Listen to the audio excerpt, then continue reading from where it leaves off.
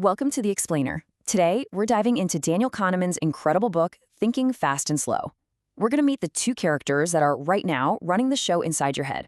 So to kick things off, let's start with a really quick test. You knew that instantly, didn't you? It was completely automatic, zero effort. You just saw she was angry. You probably even got a sense that she's about to say some pretty unkind words, and maybe in a loud voice, too. It just happened. That was your fast thinking in action. Whoa, that feels different, right? You actually have to deliberately engage your brain. You might feel your muscles tense up a little, your heart rate might even kick up a notch, your pupils dilate. This is real mental work. It's deliberate, it's effortful, and it's a perfect example of slow thinking. What you just felt there, those two totally different experiences, were the two systems of thinking that are pretty much running your life. These two systems are the stars of our story today, and they have this really complex, fascinating relationship. So let's meet them properly. Kahneman gives these two characters super simple but memorable names, System 1 and System 2. And understanding these two is the core of understanding how we think, how we decide, and really, how we live.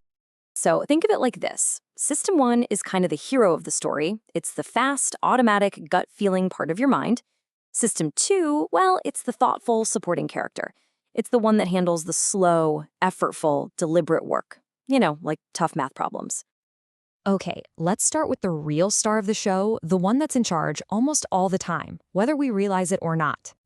System 1 is our gut reaction machine. It lets us get through the world with this incredible efficiency. It's the thing that automatically completes the phrase bread and with butter, or lets you drive down an empty road without really thinking about every single move. It just flawlessly handles the routine business of life. But here's the catch. There's a trade-off. To be so incredibly fast, System 1 has to take shortcuts. And these shortcuts, while they're usually pretty effective, can lead to systematic, predictable errors, what psychologists call cognitive biases.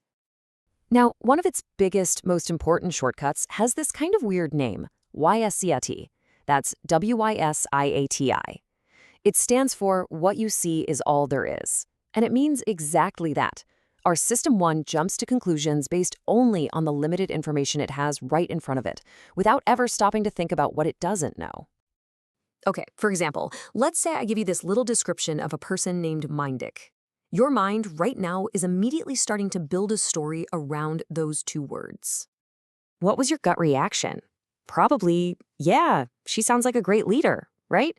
Your System 1 just jumped to that conclusion. It took those two positive words and instantly built the best, most coherent story it could. But here's the crucial part. Think about what your mind didn't do. It didn't pause and ask, wait a minute, is she corrupt? Is she cruel? What other information do I need to make a good call here? Nope. It just worked with what it had. And that is a fundamental and sometimes really dangerous feature of our intuitive thinking. So if System 1 is flawed and always jumping to conclusions, who's supposed to step in and keep it in check? Well, that is the job of our second character, System 2. This is the part of your mind that tried to solve 17 times 24. It's your conscious, reasoning self. It's deliberate, it's powerful, but it has a critical weakness that System 1 loves to exploit. So what's the catch? Well, System 2 is lazy. Really lazy. It takes actual effort to get it going, and our brains are basically wired to conserve energy whenever possible. So way more often than we'd like to admit, it just goes along with whatever easy, intuitive answers System 1 serves up. So what happens when System 2 gets tired and that law of least effort takes over? Well, a really famous study of parole judges gives us a pretty shocking answer. The researchers found this absolutely wild pattern. The chances of a prisoner getting parole would spike to about 65% right after the judges had a food break. But then, the approval rate would just plummet, dropping to nearly zero right before their next break. Why? Because tired, hungry judges didn't have the mental energy for the hard work of System 2. They just fell back on the easier default position, deny. Okay, so System 2 is lazy. We get it. But what happens when we actually do force it to work hard and really concentrate? Well, something just as strange can happen. It's not a perfect solution. You might have heard of this famous experiment. Participants watched a short video of people passing basketballs, and they were given one difficult job that requires total concentration. Count the passes made by the team in white. a perfect job for System 2. And the result was just astounding. While the viewers were so intensely focused on counting, a person in a full-on gorilla suit walks into the middle of the game, thumps their chest, and just walks off. And about half of the viewers completely, totally failed to notice it. Their intense focus literally made them blind to the unexpected. So let's just recap for a second. We've got System 1, which is prone to error, and System 2, which is lazy and can make us blind. So what on earth are we supposed to do to think better? Are we just stuck? Well, Kahneman's big insight here is that the goal isn't to constantly fight with yourself or second-guess every single thought. That would be exhausting. The real trick is to become a better diagnostician of your own thinking.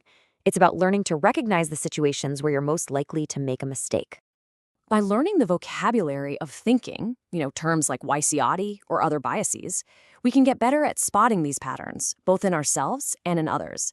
And like Kahneman says, just knowing that other people might critique our decisions, what he calls intelligent gossip, is a powerful reason to check our own thinking.